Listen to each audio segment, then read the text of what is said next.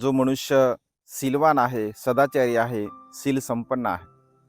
जो मनुष्य धैर्यवान आहे, जो मनुष्य सत्यावरती आधारित आपलं जीवन जगत असतो, जो मनुष्य खऱ्या अर्थाने आपल्या जीवनामध्ये कुशल कर्म, पुण्यकर्म करत असतो, परोपकाराची भावना आपल्या मनामध्ये निर्माण करत असतो, सर्वांच्या प्रती मैत्री भावनेने आपलं जीवन जगत असतो, अशा प्रकारच्या सद्गुणाने परिपूर्ण असणारा मनुष्य सर्वांना तो प्रिय वाटत असतो. त्याच्या प्रती कुणाच्याही मनामध्ये अकुशल भाव, द्वेषाची भावना उत्पन्न होऊ शकत नाही. का? कारण तो मनुष्य कुणाच्याही प्रती अकुशल भाव, वाईट विचार करत नाही.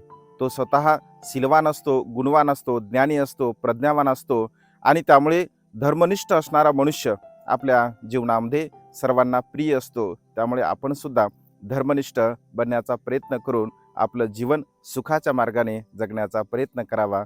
नमो बुद्धाय. जय भीम.